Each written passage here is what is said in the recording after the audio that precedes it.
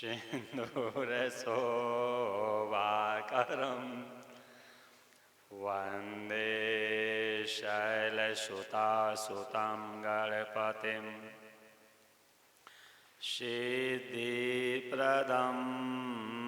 कौमुदम् करकलितकपालकुण्डली दण्डोपाणिः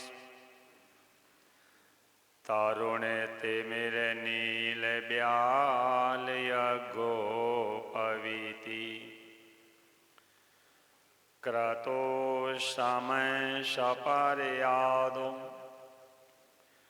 विघ्नविच्छेदहेतु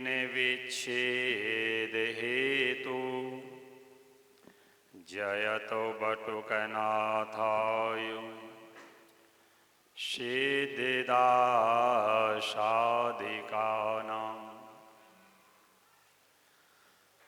गङ्गातरङ्गरमणीयजटाकलापं गौरीनिरन्तरविभूषितवामभागम् नारायणः प्रियः मनङ्गमदापहारम्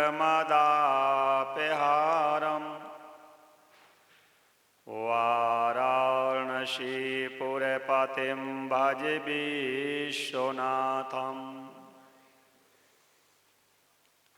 वंशी विभूषितकरान्नवनीरदाभान् पीताम्बरादरुणबिम्बफलादरुष्टां पूर्णेन्दुसुन्दरमुखादरवीन्द्रनेत्रान् कृष्णात् परं किमपि तत्त्वमहं न जानामि। कृष्णाय वासुदेवाय हरये परमात्मने प्रणतक्लेशनाशाय गोविन्दाय नमो नमः। बोलो गणेश भगवान की जय। आदिशक्ति दुर्गा मैया की जय। पवन सुत हनुमान की जय। वृंदावन बिहारी लाल की जय। गौ गंगा गीता गायत्री माता की जय। आइए 2 मिनट ईश्वर का नाम लें। श्री राम जय जय राम। श्री राम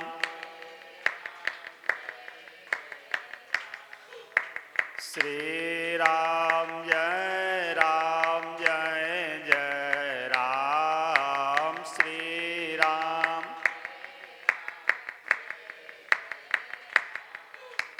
श्री राम जय जय राम। श्री राम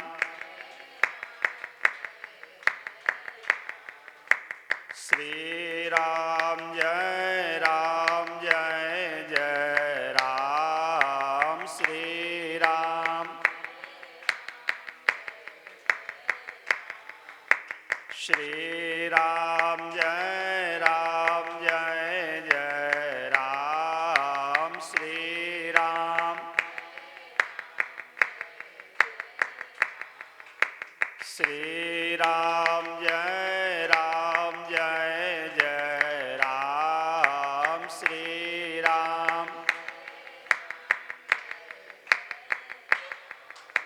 श्री राम जय जय राम।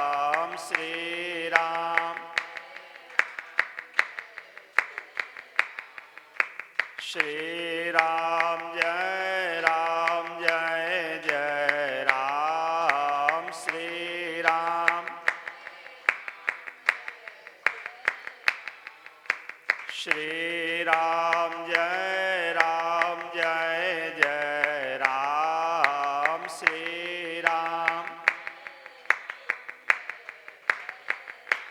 बोलो रामचंद्र भगवान की जय। अर्चनी वंदनी प्रातः स्मरणीय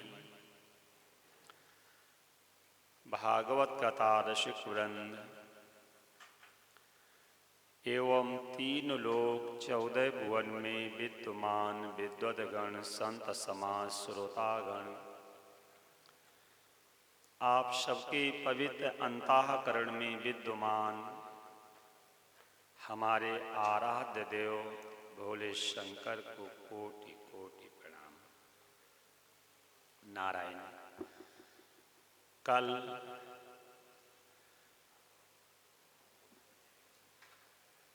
कल भागवत में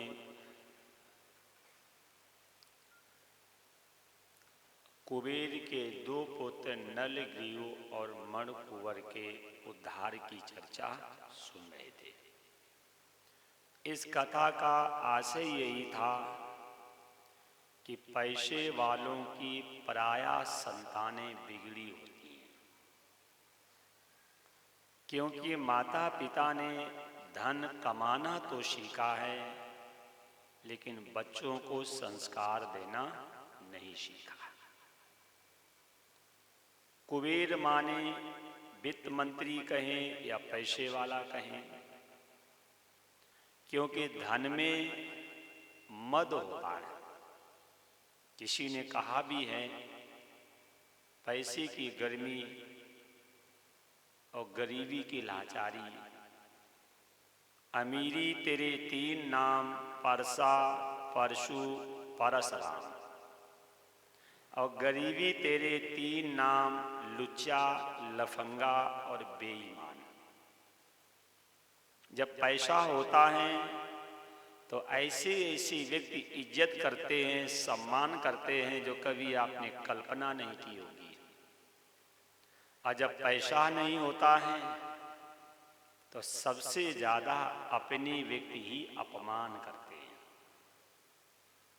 मानस में गोस्वामी जी लिखते हैं कि मुसीबत के समय 4 लोगों की परीक्षा होती है।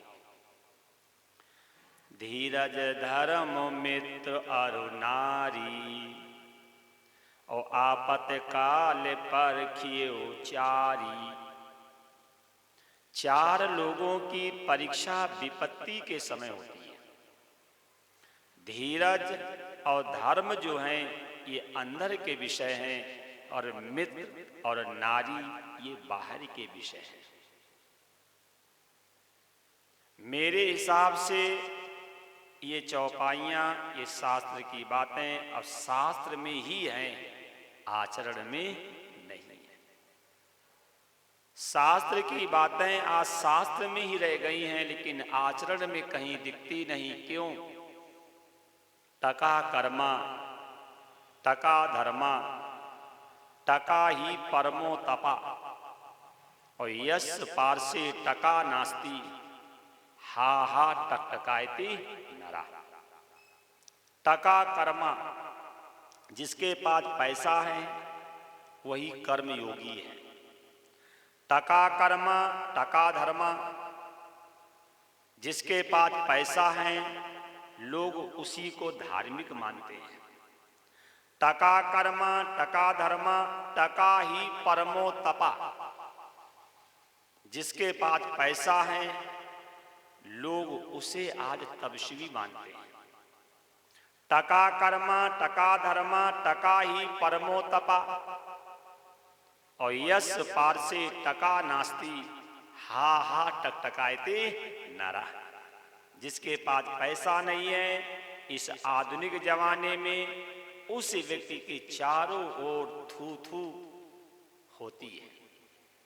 कहने का आशय है कि पैसा कमाना अधर्म नहीं है। पैसा ऐसा कमाओ शरीर निरोगी हो, घर में शांति हो, बच्चे संस्कारित हो, और परमार्थ की बात समझ में आवे। क्यों? जब गड़बड़ पैसा आता है तभी व्यक्ति की बुद्धि बिगड़ती है। कमाओ नीति से, रहो प्रीति से, खाओ रीति से। अब देख लेना हम नीति से कमा रहे हैं कि अनीति से कमा रहे हैं। कमाइए बोले नीति से, रहिए बोले प्रीति से। ऐसा पैसा किस काम का जो आपस में सुमति ना हो। कमाइए नीति से और रहिए प्रीति से और खाइए रीति से। जैसे अपनी रीति रिवाज है, हमें अपनी रीति और रिवाज के साथ रहना चाहिए। रावण ने रावण संहिता में कहा है कि हमें सब जगह समझौता करना चाहिए, लेकिन 5 चीजों से कभी समझौता नहीं करना चाहिए। रोटी, चोटी, धोती, बेटी और भाषा। सब जगह समझौता करना, लेकिन 5 चीजों से समझौता मत करना।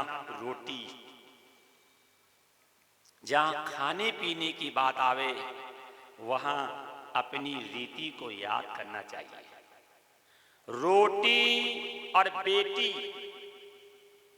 जब कन्या देने का नंबर आवे तो उस समय भी देख लेना पिता, बाबा, परबाबा, माँ, दादी और परदादी। रोटी, बेटी और चोटी। चोटी माने है स्वाभिमान। अभिमान मत करना, लेकिन स्वाभिमान से समझौता भी मत करना।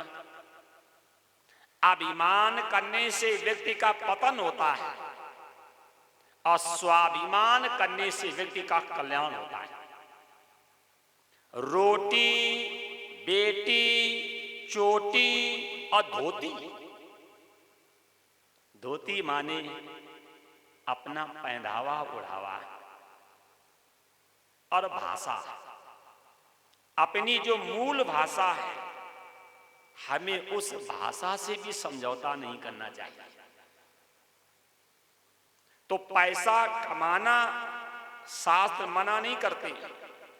पैसा ऐसा कमाओ घर में शांति रहे, शरीर स्वस्थ रहे, आपस में विचार मिले, परमात्मा की रास्ता मिले।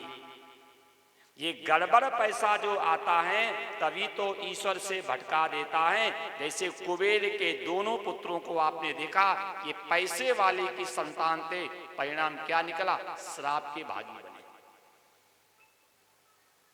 श्राप के भागी बने, ये कथा कल आप सुन रहे थे। इसलिए पैसा कमाना, कोई किसी महात्मा ने कहा है, कौन से व्यक्ति हमेशा टेंशन में, चिंता में रहते हैं और बिना अग्नि के मरने की तैयारी करते हैं। सुनो, सिर पे कर्ज भारी हो, शरीर में असाध्य बीमारी हो, घर में पुत्र जुआड़ी हो, कन्या हमारी कुमारी हो, भाई हमारा बेईमान हो और पड़ोसी हमारा शैतान हो, ऐसे व्यक्ति हमेशा रहते हैं परेशान। अब देख लेना इसमें कितनी कमियां हैं। सिर पे कर्ज भारी हो, शरीर में असाध्य बीमारी हो,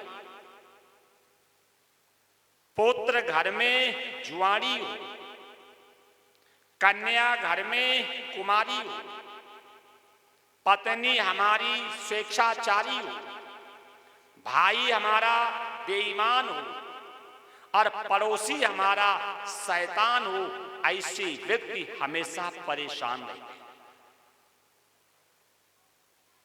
दोनों ने गलती की और गलती करने के बाद महात्मा जी से कहा कि मैंने गलती की है, आपने श्राप दिया है। मैंने गलती की है, आपने श्राप दिया है, बहुत बढ़िया किया है, जाकि भविष्य में कोई व्यक्ति धन में अंधा होकर के माता, पिता, संत और संस्कृति का कभी अपमान न करे। गलती मानने लगे हैं, महात्मा जी को दया आई है और महात्मा जी ने कहा ठीक है आप वृक्ष बनोगे, लेकिन नंद बाबा के चौपाल आंगन की वृक्ष बनोगे। नंद बाबा के चौपाल आंगन के वृक्ष बनोगे और भगवान के स्पर्श से आपका कल्याण उद्धार हो जाएगा। तो कहने का आशय यही है, हम किसी भी योनि में हो, हम किसी भी जाति में हो, हम किसी भी धर्म में हो, लेकिन लक्ष्य ईश्वर की प्राप्ति का होना चाहिए। मतलब वृक्ष योनि मिलने के बाद भी इन्होंने अपने कल्याण के लिए सोचा। गजेंद्र और ग्राह पशु योनि में हैं, फिर भी अपने कल्याण की सोचते हैं, और हम लोग तो मनुष्य योनि में हैं। घर बनाया कब तक, आंख खुली है तब तक। पत्नी तुम्हारी कब तक, बोले आंख खुली है तब तक। संतान तुम्हारी कब तक, बोले आंख खुली है तब तक।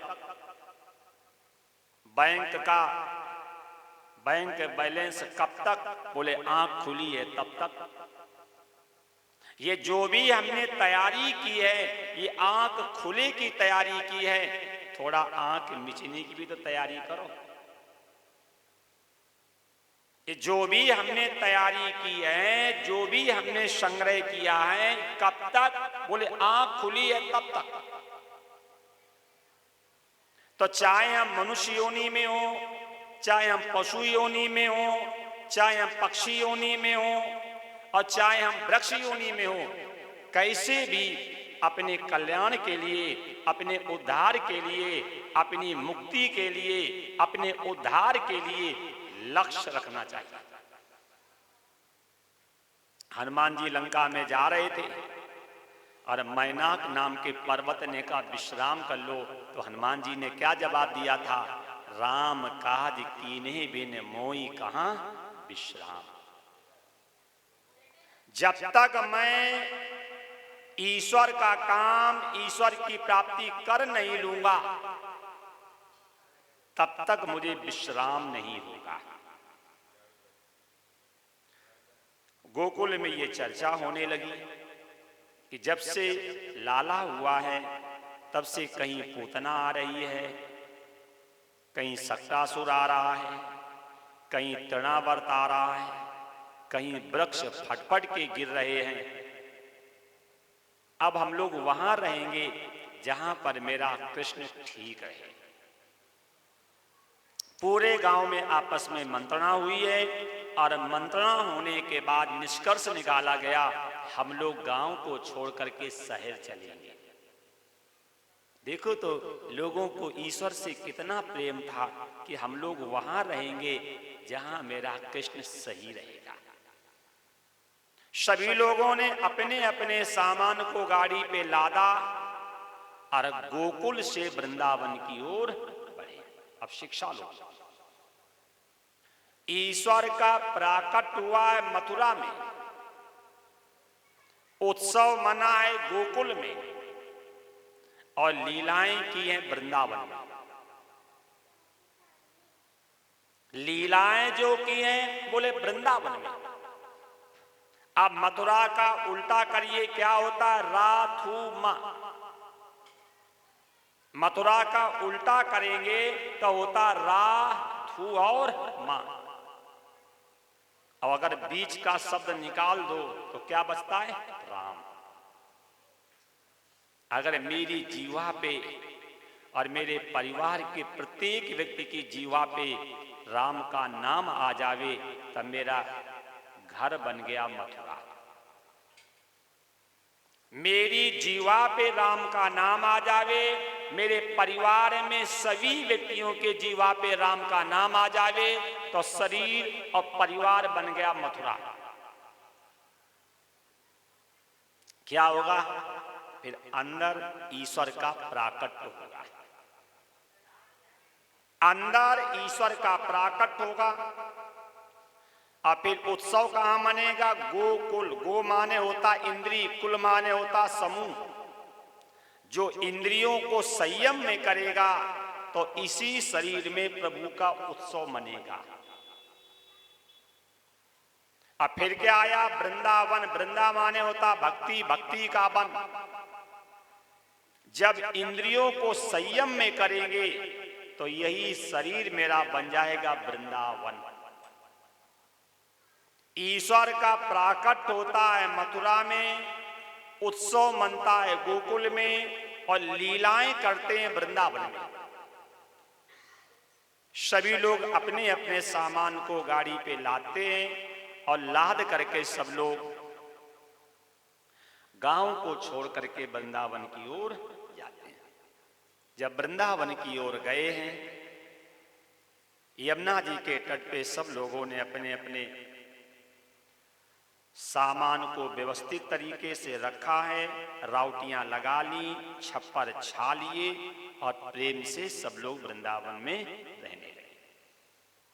यशोदा जी ने ब्राह्मणों को बुलाया है और ब्राह्मणों को बुलवा करके गो चरण मुहूर्त, गौएं चराने का मुहूर्त निकलवाया है। बड़े प्रेम के साथ गणेश जी का पूजन हुआ, वरुण देवता का पूजन हुआ, ओम स्वस्थ श्री नवग्रह वास्तु इत्यादि का पूजन हुआ। फिर गाय का, बछड़ों का, लकड़ी का पूजन हुआ। पूजन होने के बाद ब्राह्मणों को दान दक्षिणा दी गई और दान दक्षिणा देने के बाद यशोदा जी सुंदर जूतियां लाती हैं और जूतियां ला करके कृष्ण से कहती हैं, लाला हम लोग गोप हैं, हम लोग ग्वाल हैं। गौओं का पालन करना, गौओं का पोषण करना, गौओं की सेवा करना हम लोगों का धर्म है, क्योंकि हम लोग गोपाल हैं। इसलिए जूतियां पहन लो, डंडा ले लो और हमारा धर्म है गौओं को चराने के लिए जाओ। भगवान ने धीरे से कहा, मां गौएं हमारी क्या है? माता जी ने कहा, गौएं हमारी, बछड़े हमारे स्वामी हैं और हम लोग इनके सेवक हैं। तो भगवान कहते हैं, मां जब गौएं और बछड़े हमारे स्वामी हैं और हम उनके सेवक हैं, तो स्वामी के पैरों में तो जूते चप्पल हैं नहीं और सेवक के पैरों में जूते चप्पल रहे, ये कौन सी सेवा है? देख लो, गौ सेवा की शिक्षा भगवान कृष्ण देते हैं। अगर हम गौ सेवक बनते हैं तो गौएं हमारी स्वामी हैं और मैं उनका सेवक हूं। और भगवान 11 वर्षों तक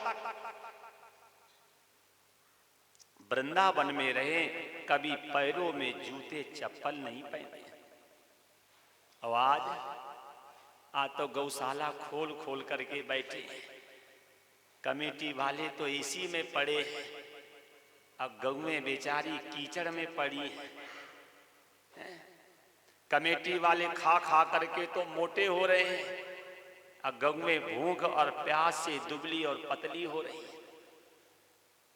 जो गौओं के नाम पे संस्थाएं बना बना करके बैठे हैं, तो टेस्टी लोग तो प्लेन पे घूम रहे हैं और गौएं जो हैं धूप में सूख रही हैं। ये भगवान कृष्ण हमें शिक्षा दे रहे हैं। अगर हम अपने आप को गौ सेवक मानते हैं, अगर हम अपने आप को समाज का सेवक मानते हैं, तो समाज हमारे लिए स्वामी है और मैं उनका सेवक हूं, तो सेवक को कैसे रहना चाहिए, ये भगवान कृष्ण ने गौ सेवा कर करके हमें शिक्षा दी। गौ सेवा कर करके हमें शिक्षा दी। इसके बाद भगवान बत्सासुर नाम के राक्षस का, बकासुर नाम के राक्षस का, धेनुकासुर नाम के राक्षस का, कुल मिलाकर के कंस ने जिस जिस राक्षस को भेजा प्रभु ने सबका उद्धार किया है। ध्यान ये रखना है, ईश्वर तारता है और जीव मारता है। अगर ये दो बातें समझ में आ जाएं कि ईश्वर किसी को मारता नहीं है, ईश्वर तारता है, ये बात रावण ने भी कही है। खर दूषण मौसम बलवंता और तीनही को मारे बिन भगवंता, और तामस तनु कछु साधन नाही, शरीर तामसी है, साधना होगी नहीं, ईश्वर से बैर करेंगे, अब पूरे परिवार को तार देंगे, पूरे परिवार को तार देंगे। अगर ये बात हम लोगों के समझ में आ जाए, भाई शरीर का धर्म है मरना और मेरा धर्म है जीना। शरीर मरता है लेकिन डरता नहीं है, जीव डरता है लेकिन मरता नहीं है। अगर इतनी बात समझ में आ जाए तो जीवन जीने की रास्ता मिल जाए। शरीर मरता है लेकिन डरता नहीं है, जीव डरता है लेकिन मरता नहीं है। शरीर का धर्म है मरना। जब शरीर का धर्म मरना है तो कितने भी आप च्यवनप्राश खाओ, कितना आप जिम में जाओ, कितने भी आप योगा प्राणायाम करो, लेकिन शरीर का जो धर्म है उस धर्म को कभी आप टाल नहीं सकते। तो शरीर का धर्म है मरना और जीव का धर्म है जीना। तो जिस कंस ने जिस जिस राक्षस को भेजा है प्रभु ने सभी राक्षसों का उद्धार किया। तो आप भी ध्यान रखना, जब मरना ही है तो कोई ऐसा काम करके मरो जो कम से कम नाम तो हो जाए। जब शरीर का धर्म मरना है तो शरीर से कोई ऐसा काम करके जाओ, आप रहो या ना रहो लेकिन आपका नाम तो रहे। आप रहो या ना रहो लेकिन आपका नाम रहे। जैसे देखो इतिहास भरा पड़ा है। सृष्टि में पहला बालक है नचिकेता, जो मृत्यु के घर चल करके गया है। सृष्टि में पहला बालक है ध्रुव, जो मृत्यु के सिर पे पैर रख करके गया है। सृष्टि में पहली मां है कुंती, जिसने ईश्वर से दुख मांगा। सृष्टि में पहली मां है सावित्री, जिसने अपने पति को मृत्यु के मुख से निकाला। सृष्टि में पहली मां है उत्तरा, जिसने भक्त और भगवान दोनों को एक साथ उदर में धारण किया। तो ये कथाएं शिक्षा देती है कि हम भी कोई ऐसा काम करें, हम रहें या ना रहें लेकिन हमारा नाम रहे। एक अभी 2-4 महीने पहले नहीं कोई पूंजीपति मरे, क्या नाम था, रतन टाटा है। अब बताओ, बच्चों से नाम होता है कि कर्म से नाम होता है? और हम लोग सिर्फ संकुचित विचारों के हैं कि बच्चों तक सीमित हैं, और जबकि साथ चिल्ला चिल्ला करके कहते हैं घर वाले सेवा करें तो बढ़िया, और घर वाले सेवा ना करें तो ज्यादा बढ़िया। घर वाले सेवा करें तो बढ़िया और ना करें तो ज्यादा बढ़िया। क्यों? जब घर वाले सेवा नहीं करेंगे तो घर से मुंह हटेगा और ईश्वर में मन लगेगा। तो बताओ घर वाले अच्छे हैं कि नहीं? कथा भी लिखी है, एक नाथ नरसिंह मेहता और तुकाराम, ये तीनों महात्मा समकालीन थे। नरसिंह मेहता की पत्नी मर गई, बड़े मस्त, चलो ईश्वर ने एक बंधन हटा दिया। क्यों? विवाह के पहले 2 पैर होते हैं और विवाह के बाद 4 पैर होते हैं और 4 पैर पशुओं के होते हैं। नरसिंह मेहता की पत्नी मर गई, बोले वारे ईश्वर धन्यवाद, कम से कम इंसान बनने का अवसर तो दिया, हम तो जानवर बन के जी रहे थे।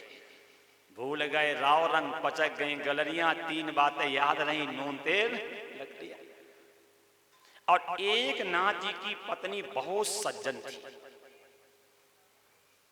एक नाथ जी की पत्नी इतनी सज्जन थी, इतनी सुशील थी, इतनी चरित्रवान थी कि कभी भी अपने पति से तू करके बात नहीं करती थी, उसमें मस्त। और तुकाराम की पत्नी बड़ी कर्कशा, इतनी कर्कशा कि दिन में 2-4 बार फाइटिंग कर देती थी।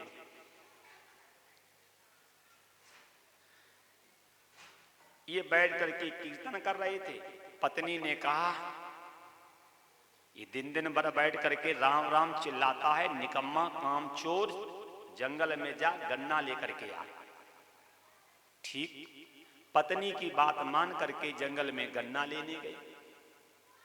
एक गड्ढा गन्ना काट करके सिर पे रख करके ईश्वर का नाम लेते हुए घर आ रहे थे। और जैसे गांव में प्रवेश करते हैं, एक छोटा सा बालक गया, बाबा बाबा, बोले हाँ हमें गन्ना दे दो। तुकाराम ने देखा ये तो मेरे गोविंद मांग रहे हैं, और एक गन्ना छोटे से बच्चे को दिया। और अब बच्चों में थोड़ी कमी कहो या अच्छाई कहो, अगर एक बच्चे को टॉफी दोगे तो सब कहेंगे मुझे भी दो, मुझे भी दो, मुझे भी दो। और तुकाराम जी ऐसी ममता में फंसे कि एक गड्ढा गन्ना में सारे गन्ने बट गए, एक गन्ना बचा। अब एक गन्ना लेकर के सिर पे रख करके कीर्तन करते करते घर आए। पत्नी ने देखा, बोले हाय राम, सुबह गए शाम को आए, गन्ना लाए।